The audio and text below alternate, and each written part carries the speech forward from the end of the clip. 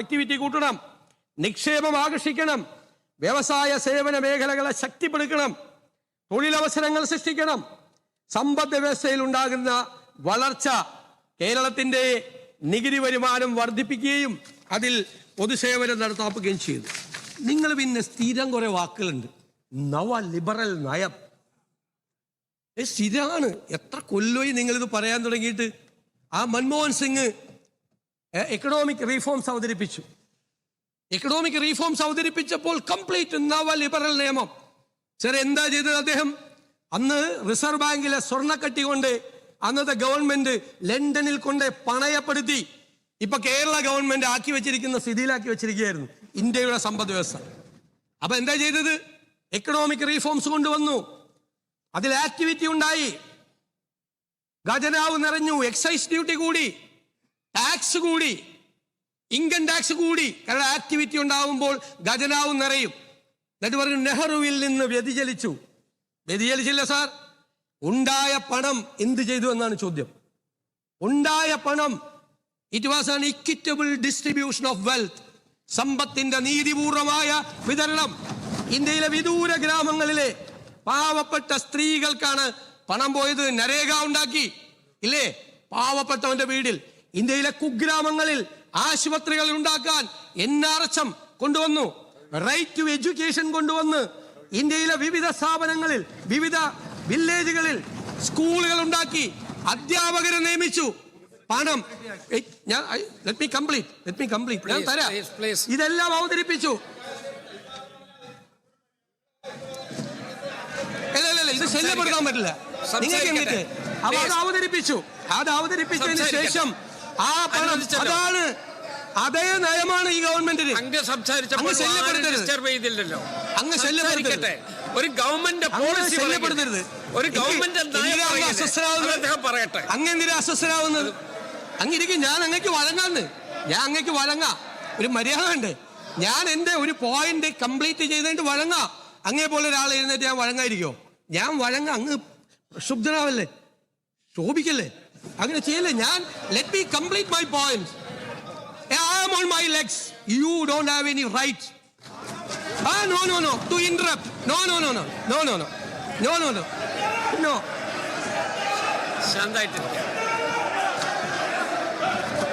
ശാന്തായിട്ടിരിക്കാം. പറഞ്ഞല്ലോ ഒരു ഗവൺമെന്റ് നയം പറയല്ലേ, ആ നയം സഭയെ അറിയിക്കല്ലേ. അത് കേൾക്കൂ. വിയോജിപ്പുണ്ടാകാം, അത് വേറെ പ്രശ്നം. പക്ഷെ ഒരു ഗവൺമെന്റ് നയമല്ല പറയുന്നത്. ആ നയം മുഖ്യമന്ത്രിയല്ല വിശദീകരിക്കേണ്ടത്. ആ നയം വിശദീകരിക്കല്ലേ.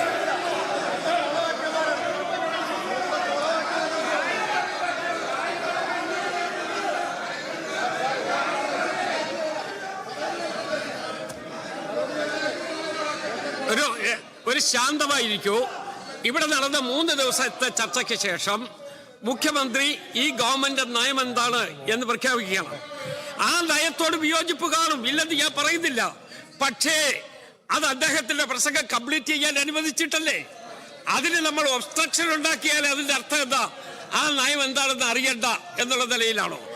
അതുകൊണ്ട് മുഖ്യമന്ത്രി പറയട്ടെ, ഈ ഗവൺമെന്റ് നയം എന്താണ് എന്ന് അദ്ദേഹം പറയുകയാണ്. അത് ശാന്തമായി കേൾക്കൂ. എന്താ പ്രതിപക്ഷ നേതാവ് എന്തോ പറയാൻ? ഒരു ബഹുമാനപ്പെട്ട മുഖ്യമന്ത്രി പ്രതിപക്ഷത്തെ നേരിടേണ്ടത് ഇങ്ങനെയല്ലോ. You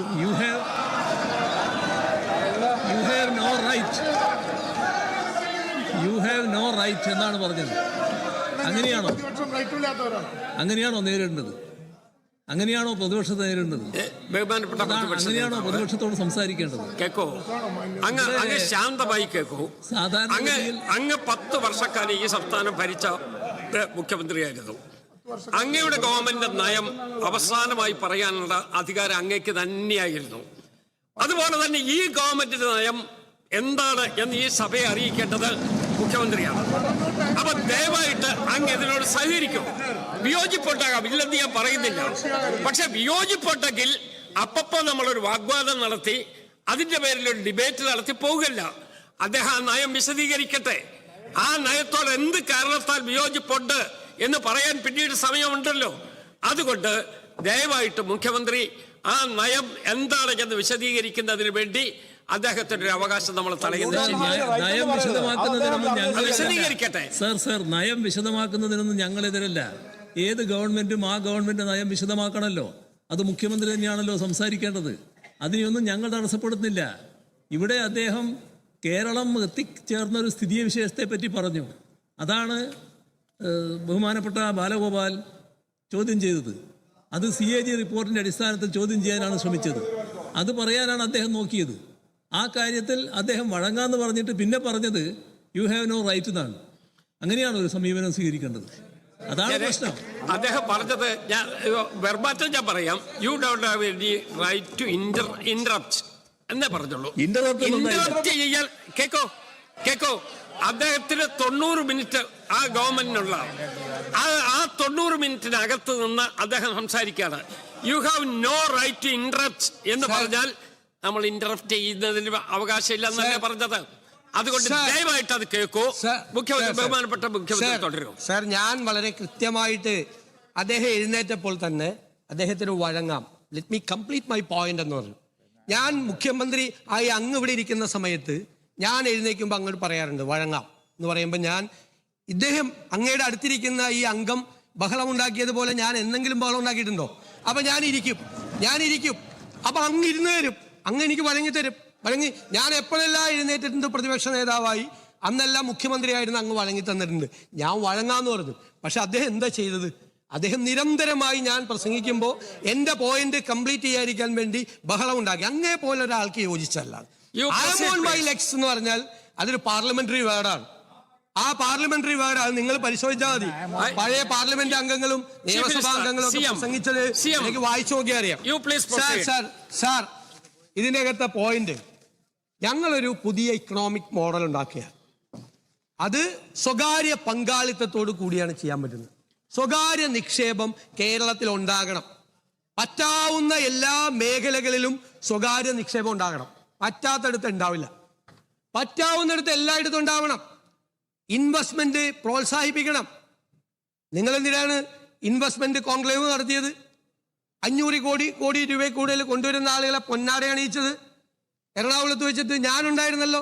ഞാൻ ആ വേദിയിൽ വന്നിട്ട് ഇൻവെസ്റ്റ്മെന്റിനെ ആകർഷിക്കാനുള്ള ഈ കഴിഞ്ഞ ഗവൺമെന്റിന്റെ മുഴുവൻ നടപടികളെയും പൂർണ്ണമായ പിന്തുണ കൊടുത്ത ആദ്യത്തെ പ്രതിപക്ഷ നേതാവായ പൂർണ്ണമായ പിന്തുണ മുഴുവൻ അദ്ദേഹം ഉണ്ടായിരുന്നു. പഴയ വ്യവസായ മന്ത്രി അന്ന് വന്നപ്പോ അത് ഞങ്ങൾ വന്ന് പൂർണ്ണമായ പിന്തുണ കൊടുത്തു. കാരണം ഇൻവെസ്റ്റ്മെന്റ് വരണം. ഞങ്ങൾ പറഞ്ഞു മെസ്സേജ്, ഇവിടെ ഒരു പ്രശ്നമില്ല, ഒരു ട്രേഡ് യൂണിയൻ പ്രശ്നമില്ല, ട്രേഡ് യൂണിയൻ മിലിറ്റൻസി മാറിക്കൊണ്ടിരിക്കുകയാണ്, ഭയപ്പെടണ്ട എന്ന് മുഖ്യമന്ത്രി പറഞ്ഞതുപോലെ പ്രതിപക്ഷ നേതാവും കൂടി ആ മീറ്റിംഗിൽ വന്ന് പറഞ്ഞു. നിങ്ങൾ കേരളത്തിൽ നിക്ഷേപിച്ചോ? ഒരിക്കലും പറഞ്ഞിട്ടില്ല ഒരു കാലത്തും. കാരണം ഇവിടെ ഉണ്ടാകണം, കേരളം നശിക്കരുത്. അപ്പൊ ഇക്കണോമിക് മോഡൽ ഉണ്ടാവും. ആ ഇക്കണോമിക് മോഡൽ എന്ന് പറഞ്ഞാൽ ഞങ്ങൾ ഏറ്റവും കൂടുതൽ ആഗ്രഹിക്കുന്നത് പ്രവാസികളുടെ ഇൻവോൾവ്മെന്റ് കൂടിയാണ്. സാർ, അവർക്കൊരു പങ്കാളിത്തം വേണ്ടേ? നമ്മുടെ ഇക്കോണമിയുടെ ബാക്ക് ബോൺ നമ്മൾ എപ്പോഴും പറയും അത് റെമിറ്റൻസ് ആണ്. എന്നിട്ട് എന്താ ഗുണം? സ്റ്റേറ്റിന് ഗുണം കിട്ടുന്നുണ്ടോ? ഇല്ല. ഇവിടെ ആക്ടിവിറ്റി ഉണ്ടാകുന്നുണ്ടോ? സർ, അവരയക്കുന്ന ആ റെമിറ്റൻസ് ഇക്കോണമിയെ ഒരു ഇൻവെസ്റ്റ്മെന്റ് ഇക്കോണമിയാക്കി മാറ്റണം.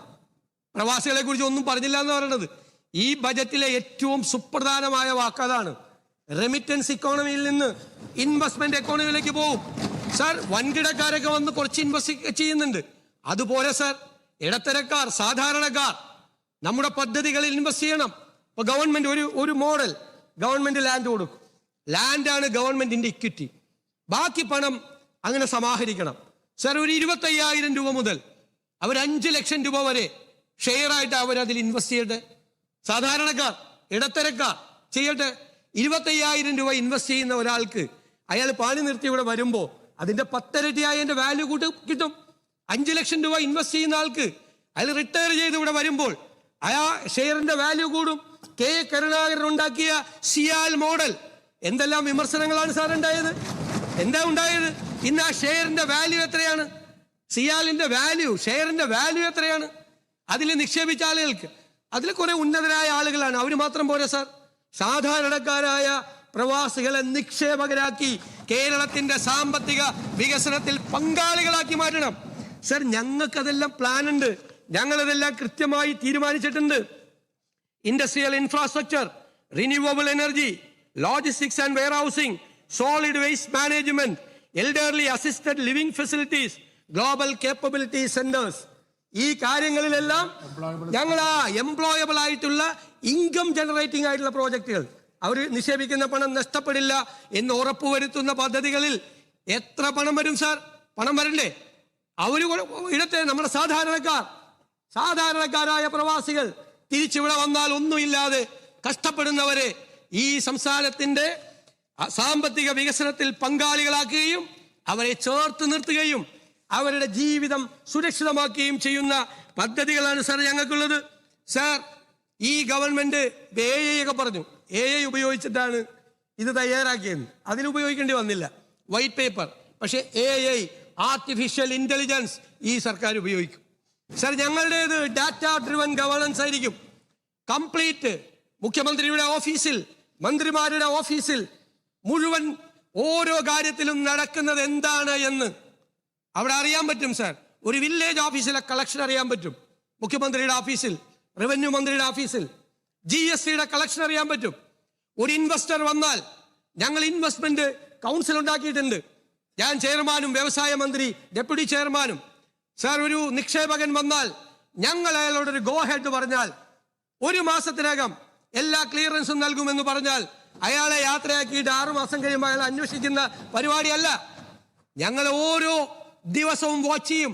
അയാൾക്ക് GST ക്ലിയറൻസ് കിട്ടിയോ, പൊല്യൂഷൻ കൺട്രോൾ ബോർഡിന്റെ ക്ലിയറൻസ് കിട്ടിയോ, LSCD ക്ലിയറൻസ് കിട്ടിയോ, എന്താണ് തടസ്സം എന്ന് ഞങ്ങൾ വാച്ച് ചെയ്യും സാർ. ഞങ്ങളുടെ ഓഫീസിലിരുന്ന് ഒരു നിക്ഷേപകനും സങ്കടമായി നിരാശരായി ഈ കേരളത്തിൽ നിന്ന് തിരിച്ചു പോകേണ്ടി വരില്ല. ഓരോ വകുപ്പുകളെയും ആർട്ടിഫിഷ്യൽ ഇന്റലിജൻസിന്റെ കൂടെ സഹായത്തോടു കൂടി ഈ സംസ്ഥാനം ഇതുവരെ കാണാത്ത ഒരു ഡാറ്റ ഡ്രിവൺ ഗവേണൻസ് കേരളത്തിൽ ഉണ്ടാവും. സാർ, ഞാൻ നേരത്തെ പറഞ്ഞു ലീക്കേജ് ഫ്രം ദി എക്സ്ചക്കർ, 100 കോടി രൂപയുടെ ഒരു പദ്ധതി, 2 കൊല്ലം കാലാവധി. സാർ, 10 കൊല്ലം കഴിഞ്ഞാൽ തീരൂല. 100 കോടി ഈ 2 കൊല്ലത്തെ കാലാവധിക്ക് ലാൻഡ് എടുത്ത് കൊടുക്കൂല. അപ്പൊ എന്താ, കോൺട്രാക്ടർ രക്ഷപ്പെട്ടു. ആർബിട്രേഷൻ പോകുമ്പോൾ കോൺട്രാക്ട് പറയും 2 കൊല്ലമായിരുന്നു കാലാവധി. എല്ലാ ഗവൺമെന്റുകളും, ഞാൻ നിങ്ങളെ കുറ്റപ്പെടുത്തി പറഞ്ഞല്ല, എല്ലാ ഗവൺമെന്റുകളും. അപ്പൊ അയാൾക്ക് ആർബിട്രേഷനിൽ പോയി കോടികൾ കിട്ടും. 100 കോടി രൂപയുടെ പദ്ധതി 2 കൊല്ലം കഴിഞ്ഞ് 10 കൊല്ലമാവുമ്പോൾ അതിന് 500 കോടി രൂപ മുതൽ 1000 കോടി രൂപ വരെയാവും. 2 കൊല്ലം കൊണ്ട് തീർക്കാൻ. ഒരു പ്രൈവറ്റ് സെക്ടറിലാണെങ്കിലോ, ഒരു പ്രൈവറ്റ് സെക്ടറിലെ CEO ഒരു മാനേജറെ വിളിച്ചിട്ട് ഈ പ്രോജക്റ്റ് 1 വർഷം കൊണ്ട് തീർക്കണം എന്ന് പറഞ്ഞാൽ 366ാമത്തെ ദിവസം അത് ചെയ്തില്ലെങ്കിൽ അയാൾ അവിടെ ഉണ്ടാവില്ല. അക്കൗണ്ടബിലിറ്റി ഇല്ല, സിസ്റ്റം ഇല്ല. അതിന് സിസ്റ്റം ഉണ്ടാക്കി ഞങ്ങൾ. പ്രോജക്റ്റ് ഇംപ്ലിമെന്റേഷന് പ്രോട്ടോകോൾ ഉണ്ടാക്കി, അക്കൗണ്ടബിലിറ്റി ഉണ്ടാക്കി, ഉത്തരവാദിത്വം ഉണ്ടാക്കും. ലാൻഡ് എടുത്തു കൊടുക്കാൻ സാർ 500, 1000, 2000 സർവേയർമാരെ വെക്കട്ടെ സാർ. അതിന് ഉണ്ടാക്കുന്ന ചെറിയ തുകയാവുള്ളൂ.